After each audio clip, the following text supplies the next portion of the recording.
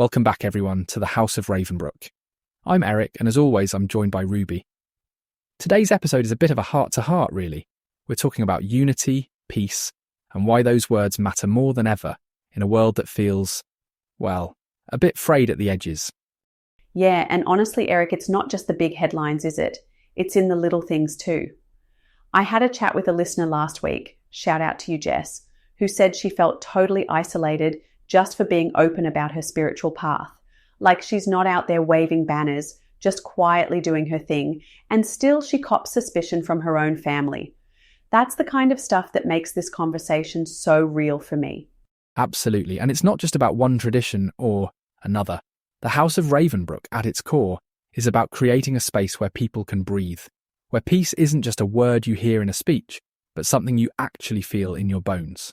I mean, we've talked before, remember in our first episode, about how unity isn't about everyone agreeing, but about finding that shared purpose beyond our differences.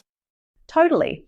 And look, we can't ignore the elephant in the room. Religious extremism, especially Christian nationalism in the States, is a real threat to both democracy and spiritual freedom. It's not about bashing Christianity, right? Loads of Ravenbrook folks are Christian. It's about calling out when religion gets twisted into a tool for power and exclusion.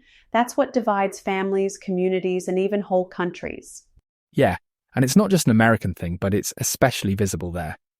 The point is, most of us don't want to live in a world where you have to hide who you are or what you believe.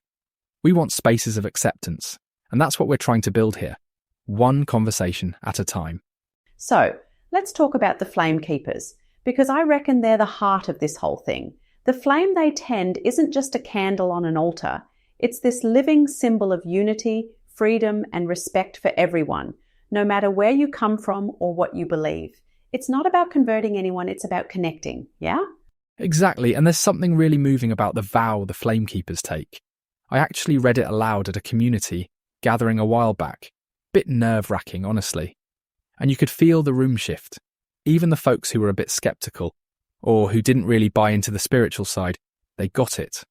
The vow is simple: to stand for the dignity of every soul, to protect the freedom to believe differently, and to light the path toward peace, even when it's hard. I love that. It's like the flame isn't owned by any one group. It's the fire of humanity itself.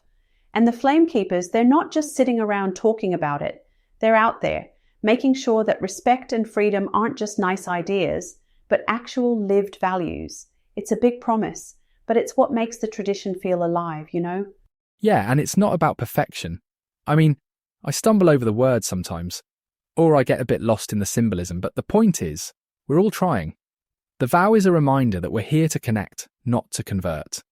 That's something we've circled back to in a few episodes now, especially when we talked about reclaiming spiritual autonomy and making space for everyone at the table.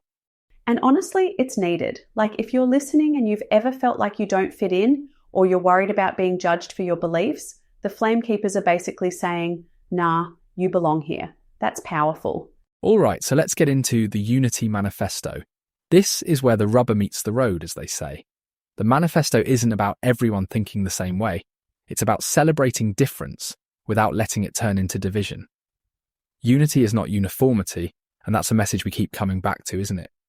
Yeah, and the manifesto doesn't just talk the talk. It actually lays out what keeps us divided: fear, greed, religious dominance, and then says, right, here's what we're going to do about it. That's where the movement gets practical. We're talking rituals, community events, even petitions for spiritual sovereignty. It's not just spiritual, it's hands-on. And one of my favourite examples is the Unity Flame Transit. Volunteers literally carried the flame from city to city, and it wasn't just a symbolic gesture. It sparked real conversations about spiritual inclusion, about what it means to bridge communities that might not otherwise talk to each other. I remember reading some of the stories from that event, people who'd never met before, suddenly finding common ground around this shared symbol. Yeah, and it's not always easy, right? Sometimes those conversations get a bit heated or awkward, but that's kind of the point. The work is messy, but it's real. And like we said in our episode on love over fear, choosing unity is a daily practice, not just a one-off event. The manifesto is a tool, but it's also a challenge to keep showing up, to keep building those bridges, even when it's tough. Exactly, and if you're listening and you're tired of watching the world fracture, there's a place for you here. You don't have to share every belief, just the purpose. The flame we keep is for anyone who wants a future, where diversity is safe, peace is real, and unity is something we practice, not just dream about. So if you're curious, check out the Unity Manifesto, maybe light a candle for the flame keepers, or just start a conversation in your own community. The work isn't easy, but honestly, watching the world burn is a lot harder. Eric, thanks for another good chat, and thanks to everyone listening for being part of this journey with us.